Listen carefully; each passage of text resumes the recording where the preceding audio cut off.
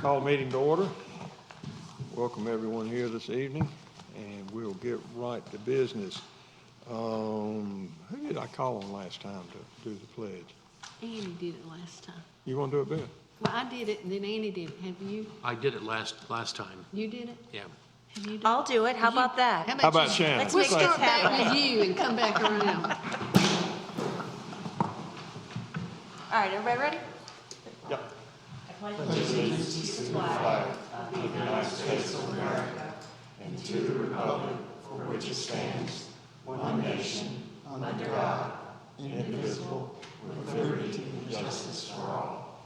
you.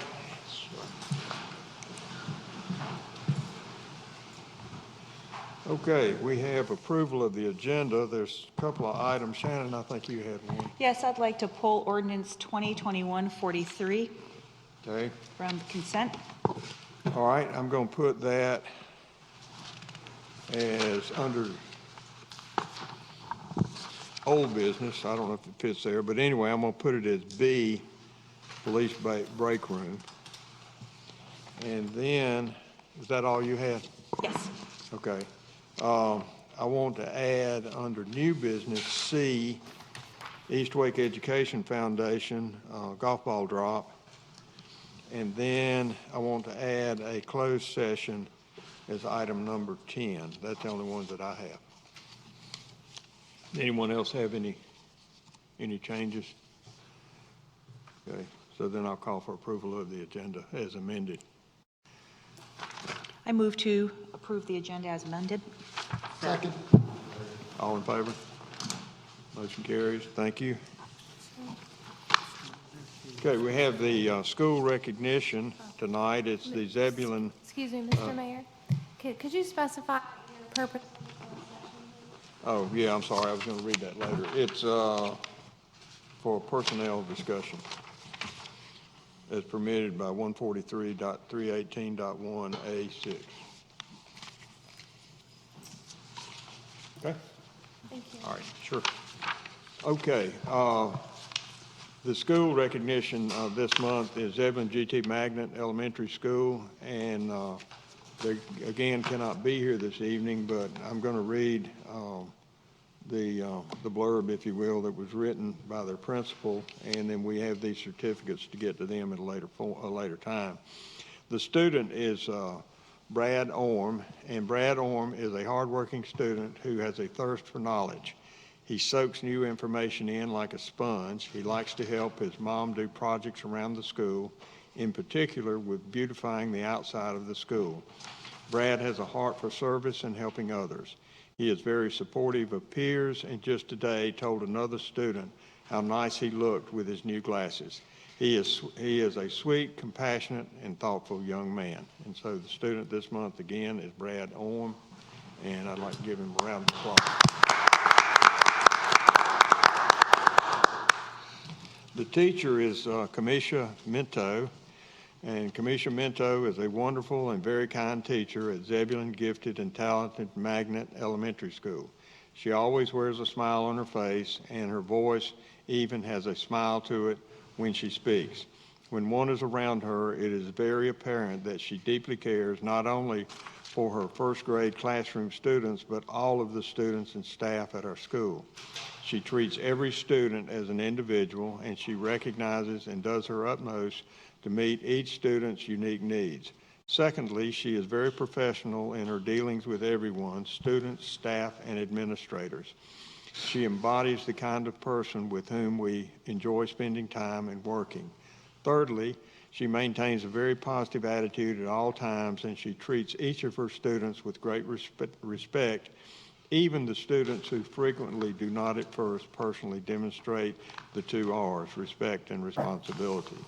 However, she is a profound model of the 2 R's, and in seeing her model the 2 R's, her students began to reflect them as well in their dealings with their classmates and their teachers.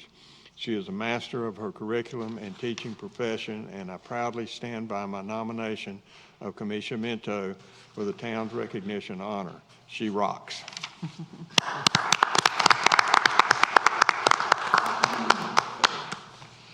All right, thank you. Public comment, do we have any? We do not. Okay, no public comment tonight. Next, we have adoption of the consent agenda as amended. Is there a motion? So moved. Second. Motion made and second. All in favor? Thank you. Planning, Economic and Community Development, Business Retention and Expansion Agreement.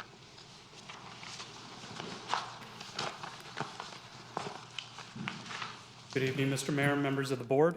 The first of the planning items before you tonight is actually a minor modification to the agreement for the Chamber of Commerce to operate as our economic development arm, specifically in the context as it relates to the business retention and expansion program. The modifications were indicated that there was a clarification regarding what the scope of the program will be. Additionally, modification of the new president, Brandon McCraney, being listed as the signature. Otherwise, everything else is consistent with what was approved with the September meeting. And I'm available if you have any questions. Question? Yes, sir. Yeah, on the back page, item number 4, where they report out quarterly, I'd also requested they be in the report be in writing as well as orally, just so we have history of it. Yes, we can make that modification.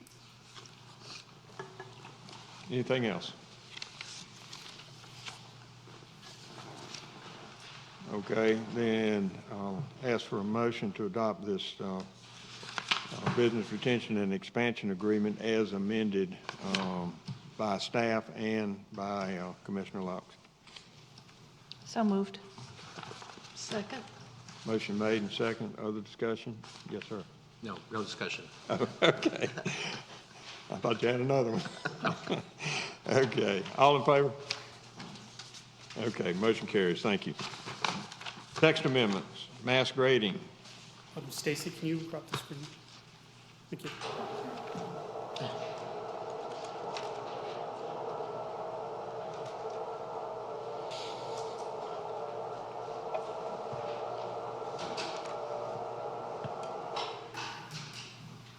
Making sure it's up. There we go. As you recall, last month there was a joint public hearing regarding 2 text amendments. Both of those were specific to conservation subdivisions. The first of the 2 were related to the how grading was going to be approved within conservation subdivisions. It is per section 6.2 that would regulate this. And as of right now, a developer could come in and essentially grade the majority of the site. A few locations that they would not be able to would be those that would be environmentally sensitive or those that would be required to be retained, such as stream buffers or perimeter buffers if it required the landscaping be maintained. With the changes and the intent of the conservation subdivision, however, it was to really preserve not only the natural vegetation, but also the topography of the land. As an example, our current regulations would allow something similar to what's on the screen right now, essentially allowing for total clearing of the site and making everything perfectly flat. That one tree in the middle is the last of the natural vegetation that was there before the development. Otherwise, everything has been wiped clear of the site before the homes went in. As proposed, the developer would only be allowed to clear the site where necessary for roadway installation or utility installation. And then when a development came in for the actual construction of the homes, they'd be able to get permits, building permits, which would authorize the excavation and clearing of the areas that would be specific for the construction of the home. One option that a builder does that they currently do is they'll come in and get a collection of lots right next to each other. That's what happens in most other municipalities that have similar regulations. That way they could clear those bank of lots. However, they would still have to retain some of the area, primarily in the backyard, to preserve that natural vegetation. The other areas, obviously, with the utility infrastructure where there's required storm drainage for stormwater control measures or SCMs, as well as the things such as pump stations, all of those areas would still be able to be cleared, but otherwise the site would retain its natural topography and much of its original vegetation. One thing that's important to note that is only, or this proposal is only for conservation subdivisions. Bungalow subdivisions as well as traditional subdivisions would not meet these particular restrictions, and they could still mass grade the site. Essentially, what we're looking at is something more along what you see on the screen, where it preserves a lot of the natural vegetation as well as the topography. The road on the left has a downward slope, where the road on the right has an upward slope. Under current regulations, they would be able to completely flatten this. That little bit of slope difference provides character as well as improves stormwater drainage because it follows the natural topography as opposed to pooling up within certain areas. The planning board did take action last Monday on this particular item and unanimously recommended approval, finding that it is consistent with section 2.2.20 of the UDO as well as the Zebulon Comprehensive Master Plan. I'm available if you have any questions. Otherwise, we do have a sample motion if you do choose to move forward to approve this amendment tonight. Question? Motion? I hereby make a motion to approve the proposed text amendments to section 6.2.4I. Okay, and section 6.2.5C, 4.A of the Town of Zebulon Unified Development Ordinance, finding the request is consistent with the intent of the Conservation Subdivision, section 2.220 of the UDO and the Zebulon Comprehensive Master Plan. Second. Motion made and second. Other comments or discussion? All in favor? And the motion carries. Okay. Sidewalks and conservation subdivision. Once again, this was a joint public hearing at the last meeting. Nobody was present to speak in favor or against the request.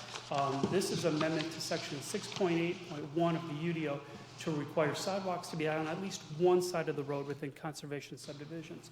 Our current regulations do not require any sidewalks to be constructed as part of conservation subdivision. As an example, this is potentially what could be developed under the existing regulations, where folks would have to walk in the streets or on the grass areas of the public right-of-way, trying to stay out of other people's yards. The proposed regulations would still keep in mind an environmentally friendly context for a conservation subdivision and only require them to be located on one side of the street on local roads. The local roads is a designation of a category of hierarchy of different roads. It would, however, require them to be on both sides of arterial as well as collector roads because those have higher traffic volumes and it's not as easy to quickly cross the road in those locations. But that portion's not a change, correct? It's a clarification as opposed to a change. The text, I believe, I thought that they are part is not changed. It's just specifically notes on local roads, Okay. which by default would mean that'd be both sides for arterial and collector. The planning board last Monday did take action on this item, and once again unanimously recommended approval of the request, finding that's consistent with section 2.2.20 of the UDO, other UDO provisions that encourage sidewalks on both sides of the roads, as well as the 2030 strategic plan and the Zebulon comprehensive plan. I'm available if you have any questions, but I do have a simple motion if you do choose to move forward with approving the text amendment as drafted. Question? Well, I move to approve the proposed text amendments to section 6.8.1 of the Town of Zebulon Unified Development Ordinance, finding that the request is consistent with section 2.2.20 of the UDO, other UDO provisions, the 2030 strategic plan, and the Zebulon Comprehensive Master Plan. Excuse me, can you include your ordinance number in your motion? Sure. It's 2021-45. Yes. Okay. I'm sorry, I didn't make you 2021-45. Okay, thank you. Second? Is there a Second. Okay. Other question? All in favor? Motion carries. Thank you. Okay, next was the police break room, which was moved from page 24, which is in your consent agenda. It's 2021-43 ordinance. Mr. Mayor, before I leave, do we need to amend the other motion to include the ordinance number for the first text amendment as well? It didn't have the ordinance number in the motion. Could we redo that? I'm sorry, can you say that again? You didn't have, the ordinance number wasn't referenced in the motion. Okay, so that ordinance number was 2021-44. Who made that motion? I don't remember. Ms. Did Beverly, and then, you agree to amend? I agree. Amend it. Is there a second? Who seconded it? Second. Okay, so the motion is to amend the previously approved motion to add 2021-44. All in favor? Okay, thank you. All right, now we're down to police break room. It was page 24 again in your agenda item. Shannon? Did you want a staff report or just want? I wondered why she wanted to pull it from the consent, so. So when we were first asked to approve monies for a warming kitchen for the police department, we were given a projected budget of $65,000, which was bid out after a design was created, and a $6,175 contingency was added in there. I need to really understand why you were not able to complete this project for the $65,000 that you asked for, and why you now need the extra almost $6,000 above and beyond the contingency. Couple things. We did run into something in the design process. We did find a few things that we did not expect. Such as? Such as the plumbing configuration, tying the little pantry area to the bathroom. That piece was not modified during the original construction, and we were not aware of how that plumbing ran. It's going to take a little more work to complete that scope. Clearly, you know, we're just putting estimates out during the budget process. Once we get into the design process, we do get into a little more detail in regards to that. Our original design did have contingency associated with it. Unfortunately, our bids came in a little higher than we projected. You can see they range from $49,400 all the way up to $84,000. We had two bids that were fairly close to the $49,400 and the $49,900. We always put contingency in projects, and that's for unexpected things. When we open up that wall and peel back there, there's things that need to be changed. We go into a project hoping not to spend a dime of contingency. My goal for you at this project is not to spend contingency. I also feel like there's two other projects that we can, at the end of the year, recognize funding savings for that will actually cover this actual shortfall. So basically, contingency is for the unexpected. We never want to go into a project without some contingency, because we just can't see behind the wall and what things we may encourage. Even though we do the best planning and design we can, I promise you there's always surprises. And so we need to be prepared to address those surprises, come up with engineering solutions, and move quickly to wrap up that project. Well, I feel like, surprise, the plumbing wasn't where it was. That's what your contingency is for. Yes, Convince me otherwise. The original contingency does not cover the bids. The problem is the bids come in higher than we were projecting. We were projecting a bid closer around $44,000, $45,000. Our lowest bid come in at $49,900.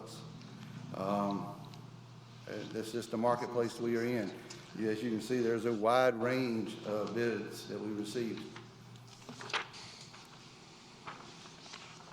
And at the end of the day, I hope I don't spend the money. That's my goal.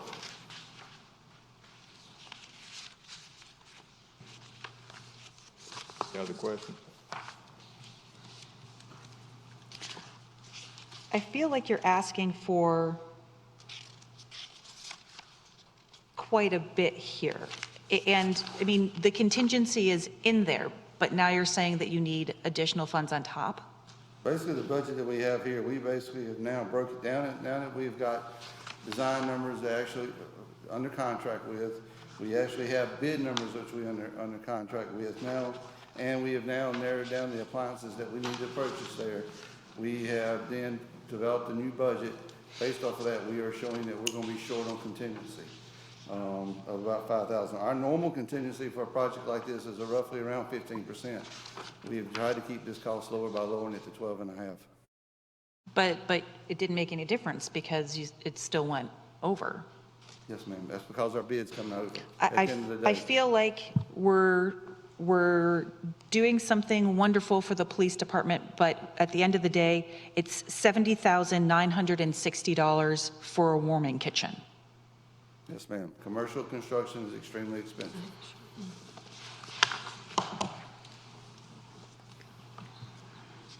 Thank you. Yes, ma'am. Okay, other questions?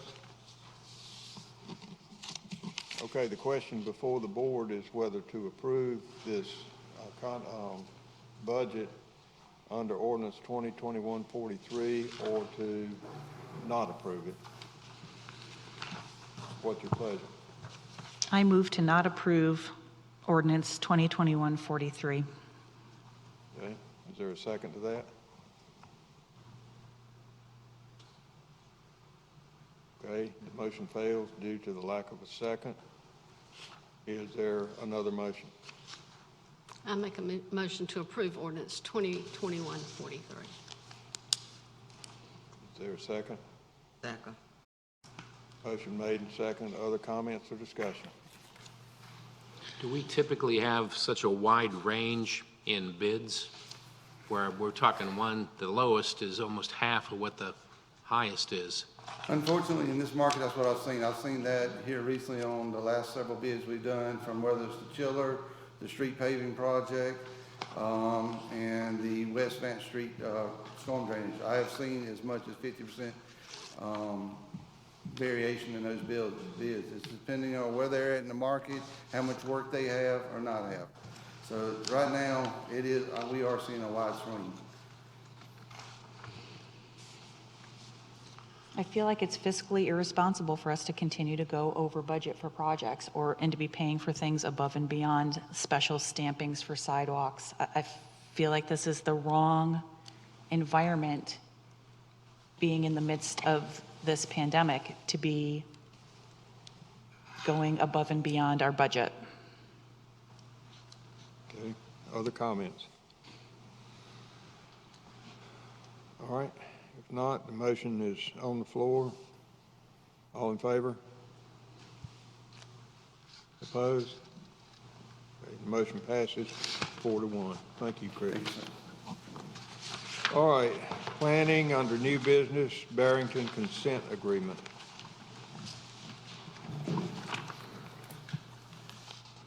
Once again, good evening, Mr. Mayor, members of the board. Tonight, there's kind of a different type of procedure than what you're typically accustomed to. As you're aware, the Barrington subdivision is under construction. Some of the lots have been platted within phase one. However, during the early platting phases, it was discovered a discrepancy between what the special use conditions said and what the signed construction drawings allowed them to build. Phase one, as shown here, runs along Old Bun and is a collection of a combination of single-family, large lot dwellings. These would be paired or townhouse-style dwellings, as well as several other single-family dwellings along this street here, and then some townhomes in this section here. The location in question for tonight's consent agreement is this location here. Condition number 17 of the special use conditions required that the rear property line for these lots be set back at least 30 feet from Old Bun Road or Parks Village Road. Setback is a defined term in the planning industry. We have that definition in our Unified Development Ordinance, and it's described as the distance from a property line.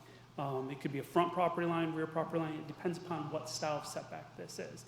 In this context, it notes that the residential lot lines shall be set back from Old Bond Road, which in this context would be the edge of the right-of-way. However, as constructed, they developed it with the road infrastructure and the utility infrastructure to have that back property line run on the same line as Old Bond Road, which resulted in a lot that's a little closer to the road. Part of the intent, though, goes into conditions 62, 63, and 65. Specifically, condition 65 requires a 15-foot perimeter buffer. The reason for these buffers is to protect the residential character and privacy of those residing within the dwelling units, as well as provide an aesthetic, appealing vista or area for folks on the neighboring properties to look at, as opposed to the backs of houses or a residential development.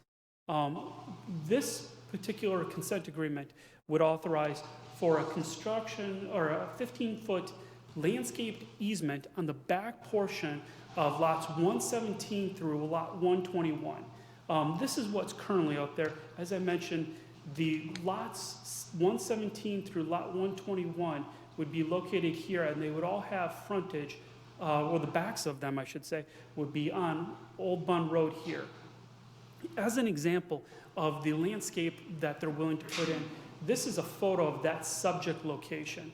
Not only is it vegetation that's going to grow, it's kind of hard to see in this photo, but there's also crepe myrtle trees sitting on top of a landscape berm. That provides for an additional aesthetic as well as visual and noise barriers from the back of Old Bund Road. Specifically, the applicant is looking for a consent agreement as opposed to having to go back through the full quasi-judicial process to amend the special use permit for these lots to allow for the continuation, to allow for these lots to be platted with a 15-foot landscape easement located on the back property line of lots 117 through lot 121. It should be noted that this landscape easement and the text that's included with this would require that it be maintained by the homeowners association. That'd be the same situation if there was the 30-foot distance between the right-of-way for Old Bund Road and the back property lines. That would be designated as HOA land, and they would be responsible for maintaining that anyways. The only difference this has is it reduces the area for the landscaping and has it located as an easement on the back property lines. I am available if you have any questions. Otherwise, we do have a sample motion available.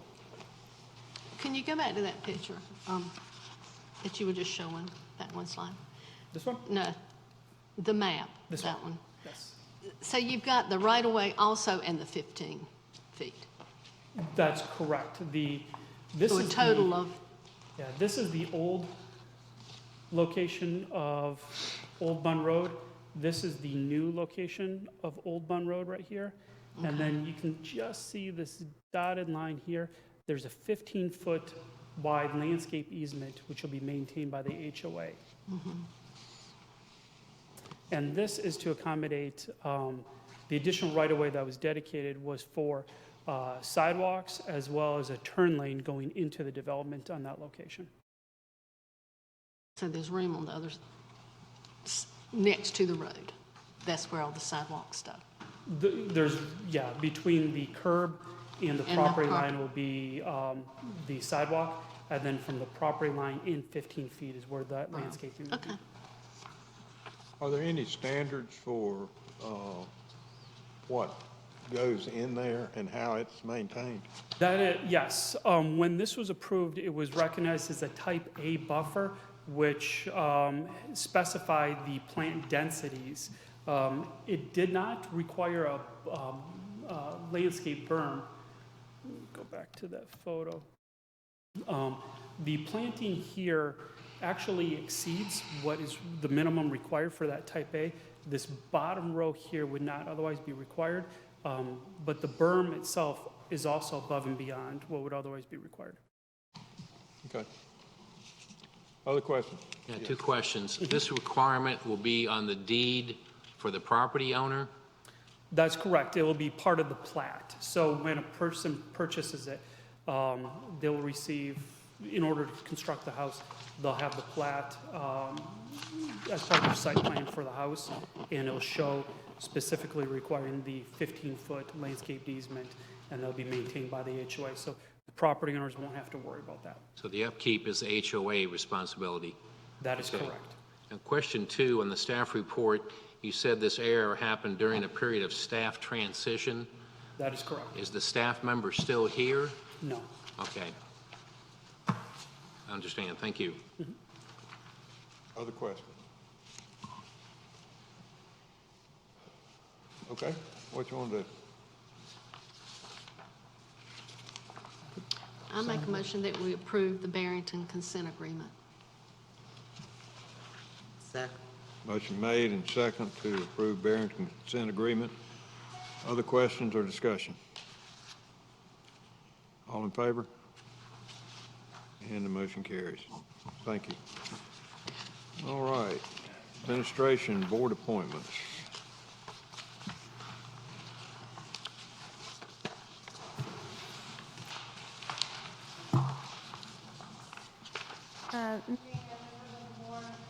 This is board appointments for the planning board.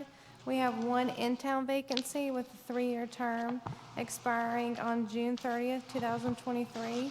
We've received applicants from Gilbert Todd Jr., Del Beck, Damon Damphy, David Lowry, and we have 2 of the applicants here tonight who would like to speak, and I have 1 person who has submitted comments to be read. Okay, you want to read the comments Sure. first? Okay, this is from Gilbert Todd Jr. I live at 511 Shepherd School Road, right here in Zebulon. I've been in Zebulon all of my life. My family has been in this town for 100 years plus. I served 13 years in the United States Air Force Reserves. I've served the citizens of Wake County as a construction services supervisor with Wake County government since 2007. I also currently serve on the Board of Adjustment. Our little town of friendly people is growing at a rate that I've never seen before. I'd like to serve on the planning board to help ensure that the growth is handled well and appropriately managed. I believe that my familiarity with Zebulon, coupled with my experience with Wake County government, could be valuable to the planning board and the citizens of Zebulon. Thank you for your consideration. Okay, and the other 2, you want to call on them for me? Sure. We've got Damon Damphy. Okay. Hi. Please come forward and take the mic. Good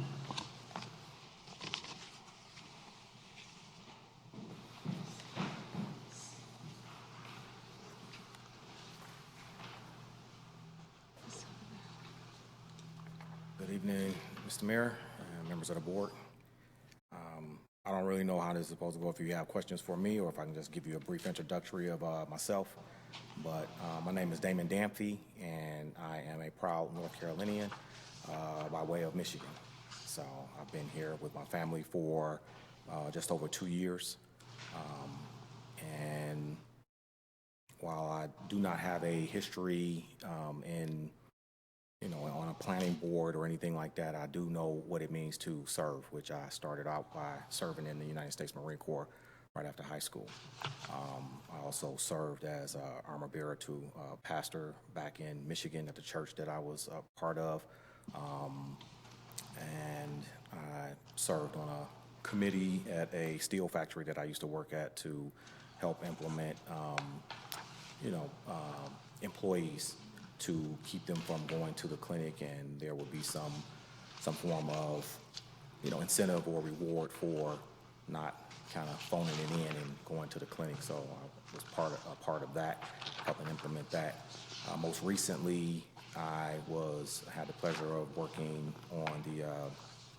for the U.S. Census Bureau. So I was an enumerator, and I don't think any of you look familiar for when I had doors slammed in my face to say, I've already filled it out, I've done it online, leave me alone, but it was definitely a very enlightening experience to be about the town of Zebulon. And like I said, I love it here, And I also think, as far as my contributions, that I could just probably bring a new perspective to Zebulon, and to make people want to choose the town of Zebulon as their home, as me and my family have done. Thank you, sir. Thank you. Appreciate it. Anybody have any questions at all? I didn't expect it, but thank you. All right. We've got David Lowry. Okay. Dave?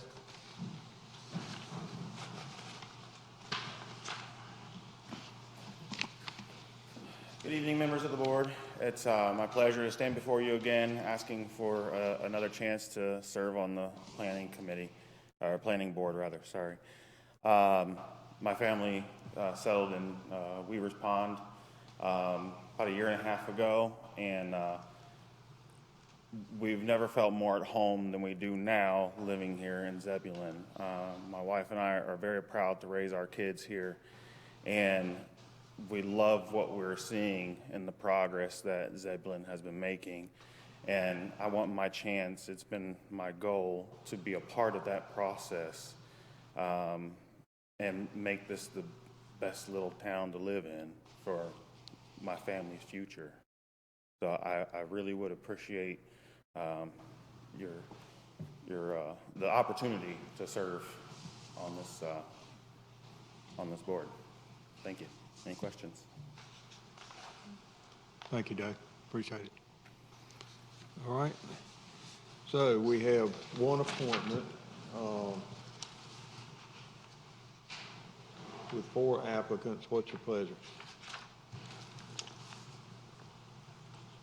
Make a motion to appoint David Lowry to the planning board. Second. Motion made and second. Other comments or discussion? All in favor? And the motion carries. Thank you. Welcome, Dave. All right. All right, next I have the added item, East Wake Education Foundation. Joe, do you want me to handle that, or you want to handle it? So it's up to you. I'll start, and maybe you can jump in if you need to. The East Wake Education Foundation, I was actually contacted by Linda Johnson, and they do, as a fundraiser every year, a golf ball drop. So people pay for a golf ball. Beverly, do you know how much it is? Is it $10? $10. $10 for a golf ball. And so from a raised platform, they'll drop those, and they'll have a golf hole on the ground, and the winning number wins. That goes in, or the closest to the hole. The one that goes in, or the Or closest closest, to the hole. right. But what's the prize? $1,000. $1,000, and then the rest of the money goes to the East Wake Education Foundation. For years, they actually, and if I get anything wrong, you help me here, okay. For years, they were doing it in Wendell, and she wanted to know if we could do it over here. Our Public Works Department does have a bucket truck, and said they could arrange to do the ball drop from a bucket truck. They would like to do it out front. Full disclosure, they would have to cut a golf hole, and they would do it professionally, just like it's done at the golf course, and then it would be put back in. But I want to be clear what all this will entail. The question before you is, are you in agreement with us to use our equipment, the truck, the bucket truck? And 2, are you okay with doing it in front of this building out somewhere on the front lawn? And Joe, did I miss anything? Nope, Okay, thank you. By the way, did you have a good vacation? I did. Good. All right, so that's the question. If y'all have any questions, I'll try to answer. What's the associated cost with this besides I'm assuming overtime or time from the Public Works Department? It would, yes, and that's a question for Joe. Yeah, so I would, I'm going to look to Chris Ray a little bit, see if I can get a visual cue, but this would, the event lines up pretty well that we would be ending a shift And so we would not have to pull someone off of work. They would be ending a shift. It would be overtime. It sounds like the event would be done in about 30 minutes. So I'm thinking something on the lines of under $100, which is what we typically spend when we support other strategic plan grant award winners, such as Preservation Zebulon, when we open up this building for their event. So does that sound reasonable? So around $100. Yeah, let me add that they are doing it with a very small crowd this year. So the reason they wanted to have it out front was they wanted this building to be the backdrop. But probably under 10 people would be there. So that Yeah, they're resonate not- with you? It's Beth? going to be small. Very small because of COVID, of course. So it would not be a throng of people out on the front yard. So, other questions? Need a motion to approve all this then. Make a motion approve that we participate in the golf ball drop with East Wake Foundation to include the bucket truck, use of our property, and a worker. Second. Motion made and second. Other questions or discussion? All in favor? Thank you very much. All right, board comments. Start with you tonight. Larry? A bit of good news here from the Triangle J Council of Government meeting held last week. We have some bad news with COVID and the economy, but some very good news out of the RTP. They're up to 310 companies on the 100-acre site, and 42% of those are in startup phase. So there is some massive business growth going on right down the road.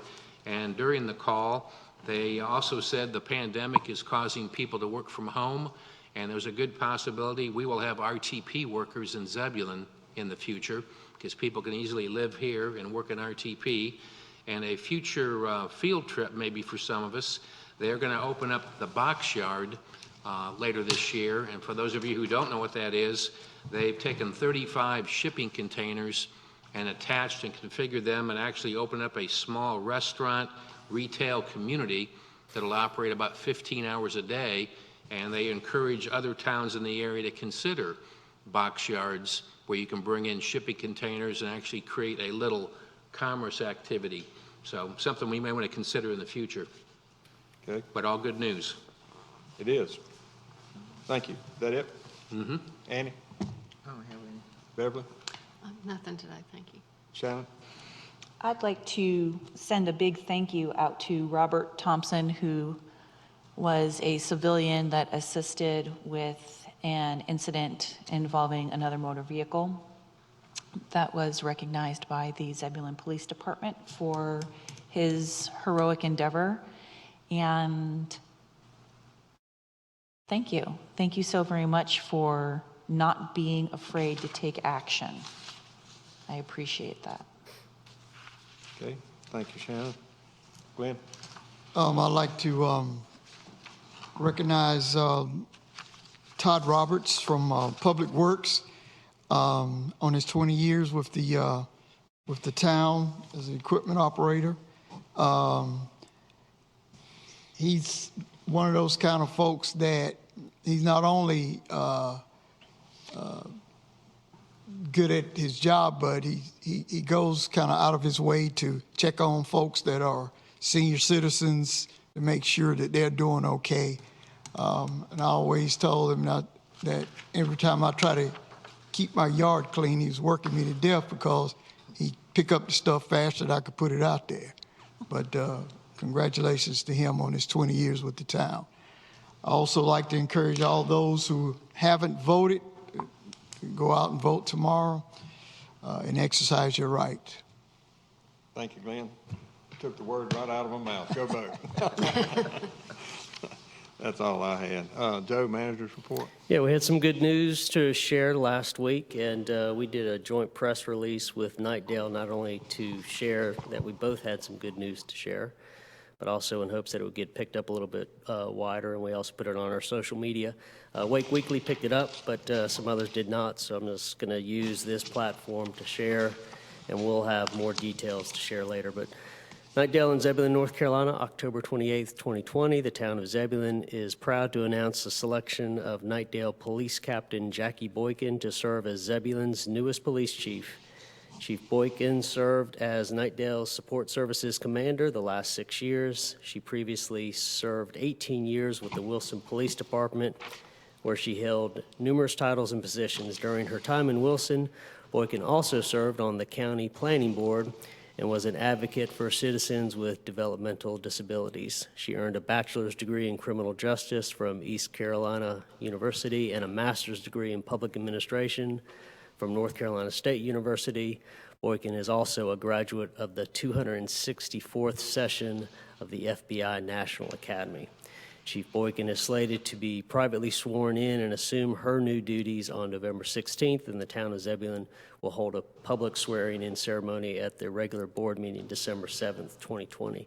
So while it'll be a public swearing-in, seating is limited here. We can only have 24 in the facility, but it will be at the time of your December regular meeting. That concludes my manager's report. Thank you, Joe. Appreciate it. Okay, we'll wrap it up. We have a closed session as permitted by North Carolina General Statute 143.318.1A6 for the purpose of personnel discussion. Is there a motion to go into closed session? So moved. Second. All in favor? And motion carries. Thank you.